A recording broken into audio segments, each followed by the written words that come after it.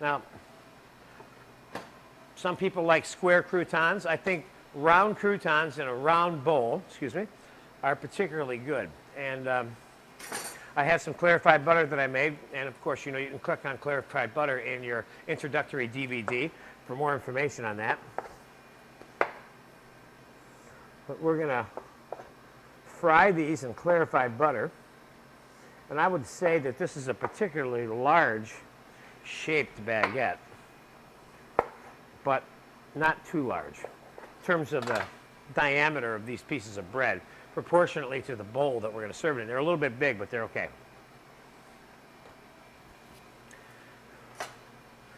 And I want to give you another look at what's going on inside this pot. We have in here the lobster, white wine, mirepoix garlic, and little tomato concasse with some butter reducing. Okay? We're going to slide that to the back here so we can bring the crouton pan to the forefront while that's reducing.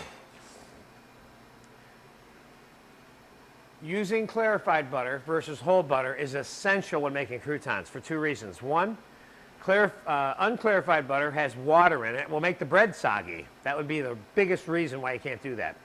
And then the other reason is that the casing solids in the butter have a tendency to burn at the level of heat intensity that you'll be making the croutons in, and that's not going to work either. So we have a little bit of clarified butter here, and I got to tell you, these croutons are so delicious made in clarified butter versus toasted in the oven, okay?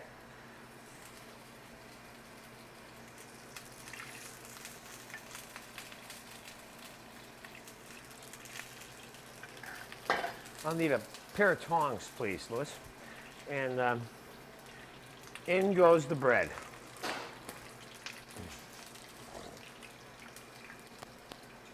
Thank you, sir. Are you getting down on this, Richard? Okay. And watch your bread carefully. And put it on some paper towels, or a little towel. When it comes out, getting close there. And turn that down just a touch. Very close. That thing is reducing away back there, and it's almost done, by the way.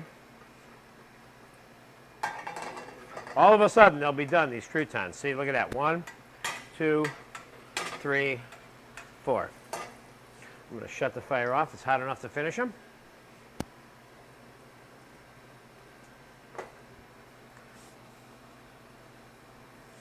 And we're going to stay right by these croutons. You don't walk away from a pan of croutons because by the time you come back, they'll be burnt.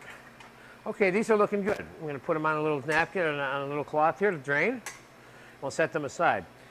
And you can still make these and store them in an airtight container at room temperature and keep them for 2 or 3 days, and they'll stay nice and crispy. Of course, if they don't, you put them on a little cookie sheet and pop them in the oven and dehydrate them, and they'll get re-crispy. So you have no excuse for soggy croutons now, right?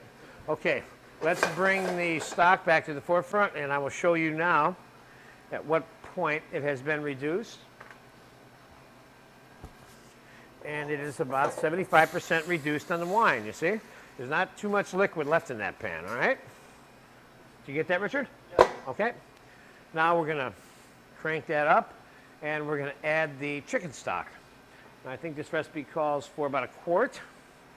And I never use a recipe when I make this, but I do it on in these lessons because I want you to do it. So this calls for 1 quart and 1 cup. We'll add a little bit there. Let's give that a mix and see how that looks. Just add a pinch more. And this recipe calls for blanched, boiled, plain white rice as the thickening agent. And we're going to put that in there. We're going to be careful not to add too much rice to this pot because we can't take the rice out. There's a limit to how thick you will need to make this. And I'll need that round little sautoir pan right there to make, right in front of me here on the table to reduce the cream in. Now, this recipe also calls for you to reduce the cream to sauce consistency, thank you, and add it to the soup. That's a good policy to have when you're making this kind of soup because you don't want to thin the soup out as you're adding the cream at the end. And there's no reason to add the cream prior to the end. And there are plenty of reasons not to. All right? So let's crank that up. And let's throw a couple of cups of cream in here.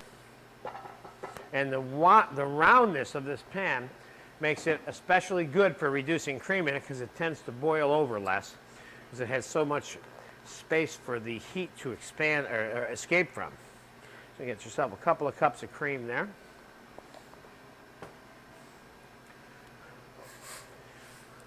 Okay, now we're going to move the camera forward about 5 to 7 minutes, 8 minutes, and this is going to be a quick time elapse of about 7 minutes while this boils and the food becomes pureeable.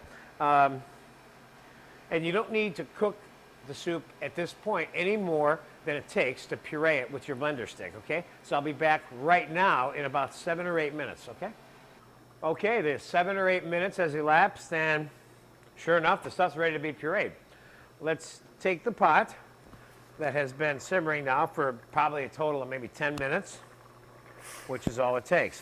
And let's pour it into a container that is shaped in such a way as that turbulence that will be created when we puree it with the stick is perfect for pureeing the product, okay?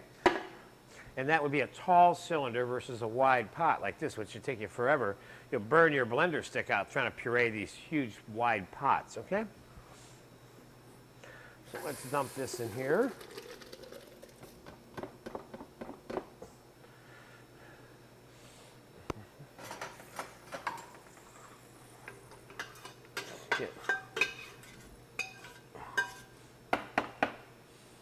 Just give me a little rinse on that, please, Louis, because I don't want any leftover little pieces of food, non-pureed, floating around inside the soup.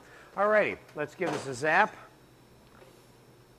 You, of course, can batch puree this if you need to in your food processor. And the way to do that, let me tell you before we even puree this, is to strain the food out of the juice and puree the food, wet food, in the food processor, then add it back into the juice. That's how you puree the soup in a food processor. You don't put the liquid in the food processor. The other way, of course, is in a stationary stand-up blender, like a bar blender or anything else. Be careful that you don't fill it up because it'll come popping out of the top. Fill it about 2/3 of the way full, a regular blender, okay? And make sure the top is down tight before you start it, and start it out slow. Otherwise, it'll come flying out on you, all right? So let's zap this with our little portable blender.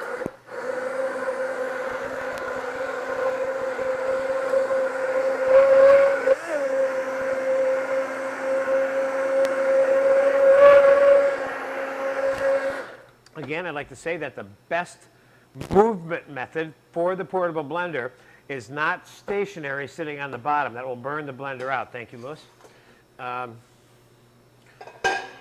But instead is to keep it moving in a circular fashion a little bit off the bottom of the container. This is the best location for the turbulence in the pot to puree the food the fastest.